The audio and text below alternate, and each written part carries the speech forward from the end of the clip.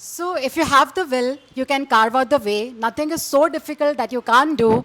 तो आज हमारे साथ में है दो hot shots, Sohashi Kohli and Bhavisha Maheshwari, and उन्होंने केवल पेस को नहीं वरन पूरे इंदौर को प्राउड फील करवाया है with the performances what they have given.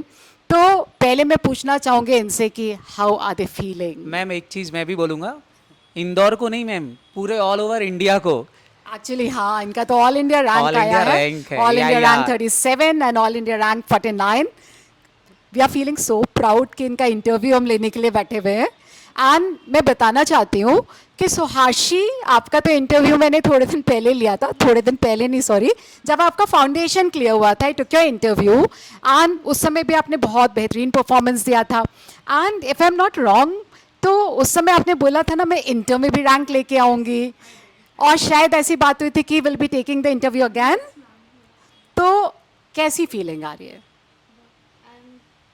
I'm literally feeling over the moon right now.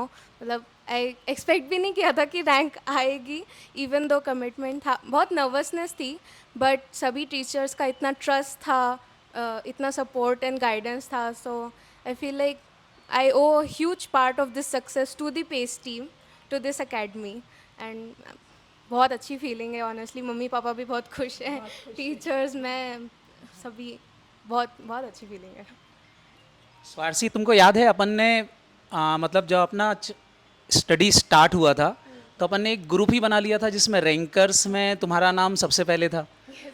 और मैंने बोला था कि रैंक लगेगी चाहे कुछ भी हो जाए. तो अपना प्लानिंग तो पहले से था कि रैंक लगाना है, कोई ऐसा नहीं कि अचानक से लगी. अपन ने उसकी मेहनत करी थी कि रैंक लगाने के लिए कैसे किया जाएगा, क्या किया जाएगा. और उसको लेकर के आप बताओ थोड़ा सा कि हम लोगों ने किस तरीके से ग्रुप पर वो काम किया था, किस तरह से मॉक टेस्ट हुए, किस तरह से तुम्हारी सारी चीज़ें हुई. वो एक बार बच्चों को बताओगे तो उनके लिए ज़्यादा बेटर रहेगा. सो प्लानिंग तो ऑब्वियसली स्टार्टिंग से ही थी, बिकॉज रैंक के लिए हमेशा प्रिपरेशन स्टार्टिंग से ही करनी पड़ती है. बट टाइमली जो जैसे ही टेस्ट चैप्टर्स हो जाते थे वैसे ही टेस्ट लेना, एंड देन जब ग्रुप 1 कंप्लीट हुआ था तब मॉक टेस्ट लेना, बार बार रिवीजन लेना.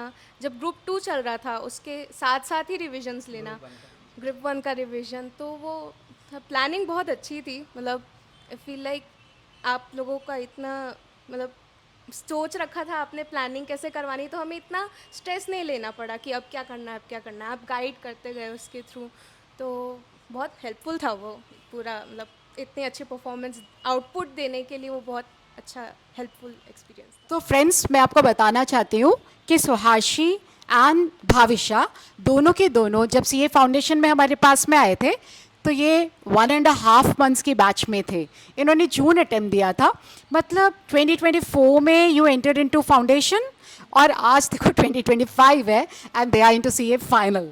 सो भाविशा, आप बैठते थे एकदम राइट वाले रो में एंड एकदम पीछे बैठते थे, and you had come down for doubts to me. Bhavisha, मैंने बोला था कि भाविशा आप बहुत अच्छा परफॉर्म करने वाले हैं and I will see you in ये इंटर. आप बताओ आपकी कैसी जर्नी रही, और आप बताओ रैंक कैसे लाते हैं भाविशा? तो सीए फाउंडेशन में तो एकदम ऐसे करा था कि सिर्फ 2 महीने कैसे करेंगे, बट फाउंडेशन में भी टीचर्स का इतना ट्रस्ट था. रूपा मैम ने भी बहुत सपोर्ट किया था. मैम को लगता था नहीं कर लूँगे, किसी को इतना ट्रस्ट नहीं था जितना रूपा मैम को था. उसके बाद फिर फाउंडेशन हुआ तो बहुत सरीले एक्सपीरियंस था कि 2 महीने में कर लिया पास. देन इंटर में आए. इंटर में नो डाउट मैंने विदाउट कहीं ट्रायल ही नहीं लिया. मेरे को पता था पेस अच्छा होगा, पेस बेस्ट देगा मुझे. मैंने पेस में ही करा फिर, एंड टीचर्स ने डिसअपॉइंट बिल्कुल भी नहीं करा. उनने उनका बेस्ट दिया, पूरा अच्छे से करवाया. ना केवल उनने स्टडीज़ में साथ दिया, उनने मॉरल सपोर्ट भी दिया, क्योंकि काउंसलिंग भी इतनी बार हुई है. बहुत टाइम आता है ऐसा कि आप रॉक बॉटम हिट कर देते हो, फिर आपको समझ नहीं आता, गिव अप कर देते हैं, क्या कर देते हैं. बट टीचर्स ने ऐसा करने ही नहीं दिया. उन्होंने बोला तुमसे हो पाएगा. जितना ट्रस्ट टीचर्स ने हमारे ऊपर दिखाया है ना, उतना ट्रस्ट तो हमें खुद पे भी नहीं था.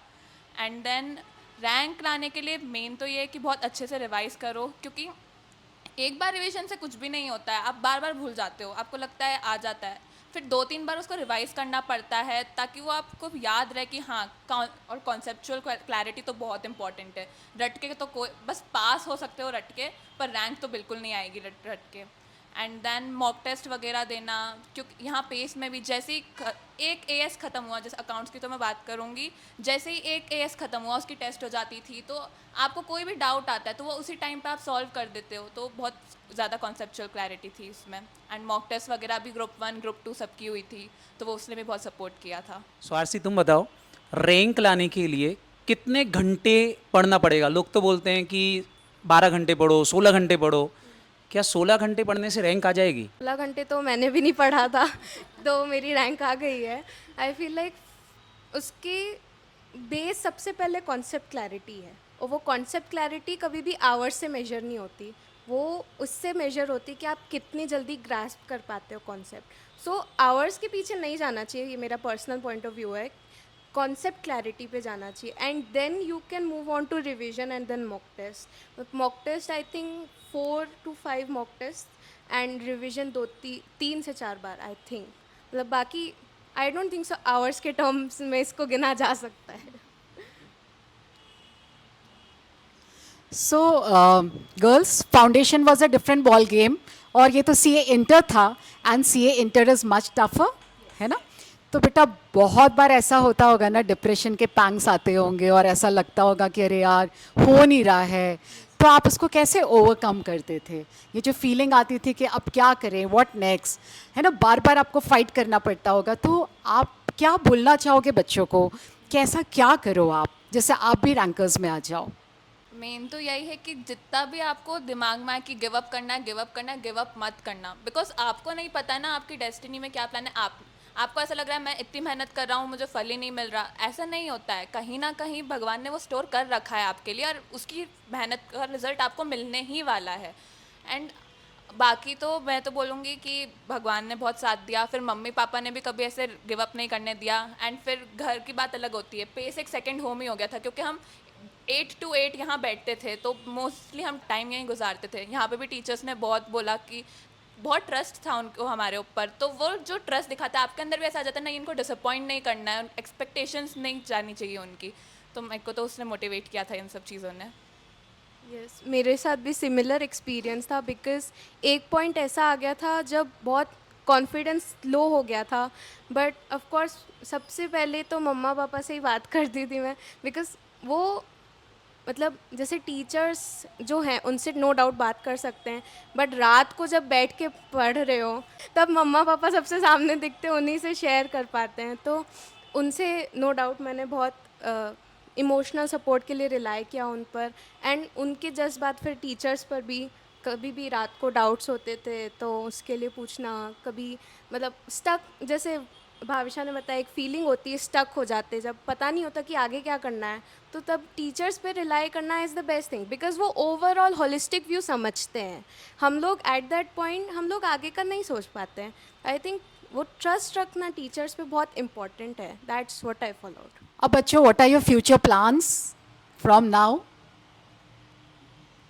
आर्टिकलशिप करना है अभी तो, एंड सारा वर्क एक्सपीरियंस मिल जाए, अच्छे से आर्टिकलशिप हो जाए, एंड अभी तो एम है फाइनल भी एक अटेम्प्ट में क्लियर हो जाए, एंड रैंक आ जाए तो और भी अच्छी बात है।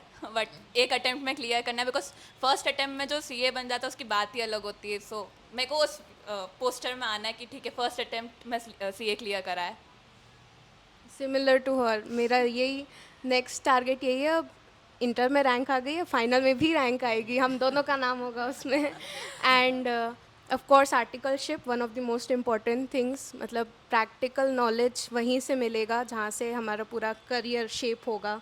तो articleship would be the next step, end of course final में रैंक। एक और जो बहुत इम्पोर्टेंट क्वेश्चन है, बहुत सारे लोग बोलते हैं कि बहुत सारे लोग बोलते क्या हैं, लोगों को गाइड भी करते हैं कि फाउंडेशन तो पेज से कर लो, इंटर पेज से मत करना। मतलब मैक्सिमम बच्चों का ऐसा रहता है, और ये बोलने वाले कोई नहीं, जो अदर कोचिंग क्लासेस हैं उनके जो लोग होते हैं आसपास के जिनको वो पैसा देते हैं, वो लोग ही बोलते हैं। और वो न्यूज़ मार्केट के अंदर दर प्रति दर बढ़ती जा रही है ऐसे लोगों की, तो उसके बारे में कुछ बोलना चाहोगे?